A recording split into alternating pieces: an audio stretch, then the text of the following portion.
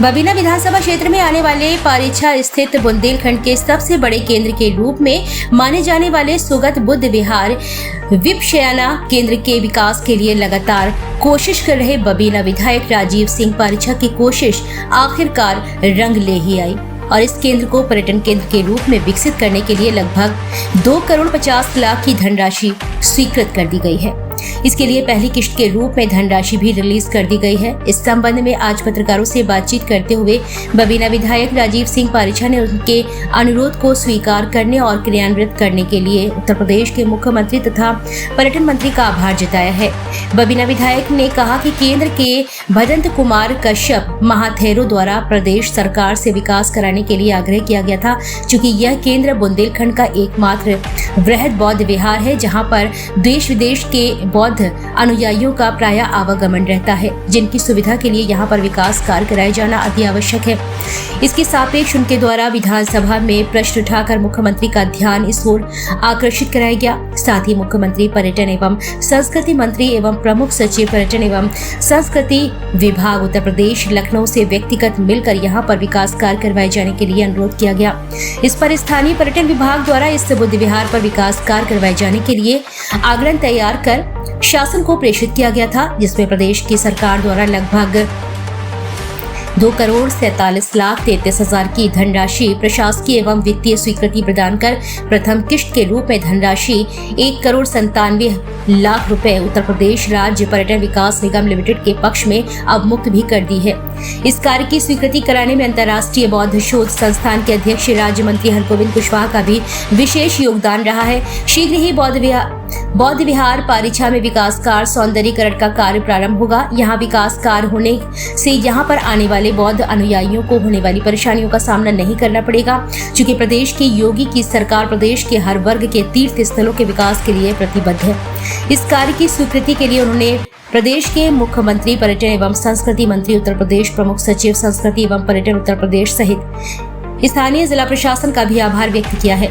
बबीना विधायक ने बताया कि इसके साथ साथ बुरवस सागर के स्वर्ग आश्रम झरना का भी विकास किए जाने का बीड़ा उन्होंने उठाया है। इसके लिए जल्द ही वहां पर एक अंतर्राष्ट्रीय स्तर का होटल भी खुलने जा रहा है।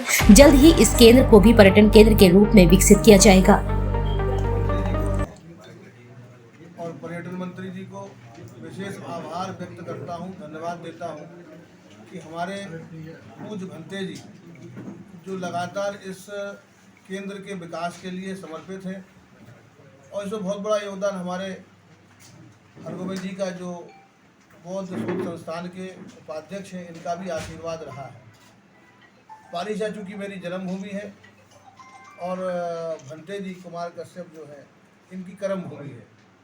जैसा कि अभी आपको इन्होंने बताया कि हमारा इनका बचपन से ही संपर्क रहा है।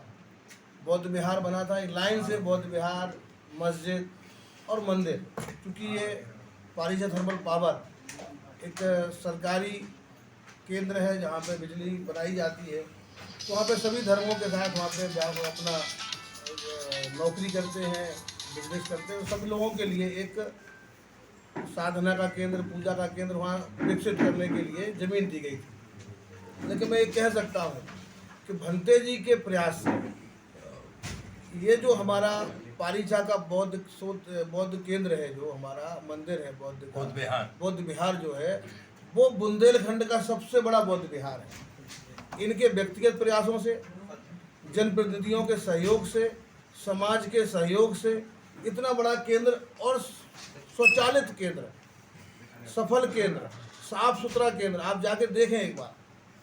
झांसी में इससे अच्छा आपको कई जगह मंदिर भी नहीं मिलेंगे, गुरुद्वारे भी इतने सुंदर नहीं मिलेंगे जितना सुंदर हमारे भंते जी ने पारीछा का बौद्ध विहार बनाया है। और वहाँ पे बुंदेलखंड ही नहीं, देश के कोने कोने से, प्रदेश के कोने कोने से अपने झरना जो एक पर्यटन केंद्र है, झरना के विकास के लिए भी मैंने मांग की है। वहाँ के लिए भी सरकार ने भरपूर पैसा दिया है और वहाँ का जो बहुत पुराना किला है उसको भी हेरिटेज प्रॉपर्टी मानते हुए सरकार ने उसको एक 5 स्टार होटल के तौर पर उसको विकसित करने के लिए भी टेंडर आमंत्रित कर दिए हैं।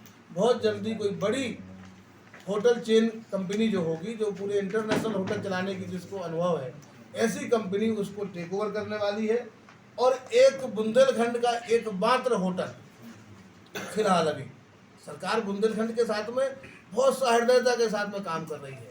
सबसे ज़्यादा नज़र अगर उसकी है, क्योंकि प्रधानमंत्री जी कहते हैं जो सबसे कमज़ोर होगा उस पर मेरा सबसे ज़्यादा फोकस होगा। तो बुंदेलखंड पिछली सरकारों ने सबसे कमज़ोर करने का काम किया था।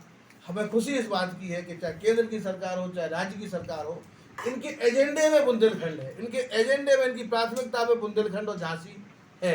इसलिए सबसे ज़्यादा नज़र हमारे प्रधानमंत्री जी की, मुख्यमंत्री जी की, दोनों सरकारों की, डबल इंजन की सरकार की बुंदेलखंड पे है।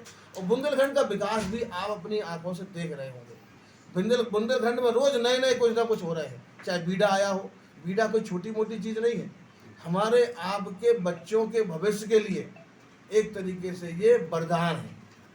अब बुंदेलखंड के लोग, झांसी के लोग बाहर नहीं जाएंगे, बल्कि बाहर के लोगों को अपने यहाँ बुलाएंगे और उनका अभिनंदन भी करेंगे, उनको रोजगार भी देंगे, उनके जीवन को सक्सेस करने का भी काम बुंदेलखंड की भूमि से ही होना है, हमारे आपके सहयोग से होना है। आज हम लोग बरुआ सागर की बात कर रहे हैं, उसको पर्यटन केंद्र के रूप में भी डेवलप किया जा रहा है। पारीछा को भी एक बड़ी सौगात मिली है, बड़ा सरकार ने बजट दिया है।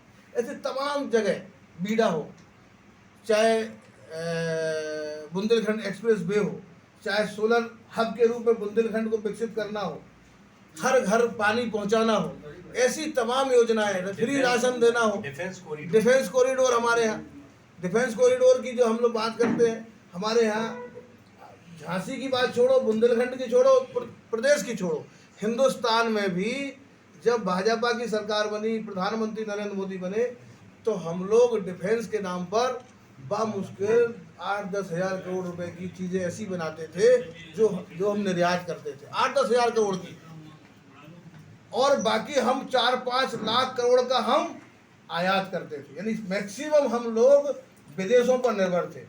इन 8-10 सालों में इतना हमारी सरकार ने काम किया है कि आज हम 25-30 हज़ार रुपये का हम निर्यात भी कर रहे हैं और आयात भी हम मात्र हमारा 20 से 25% बचा है।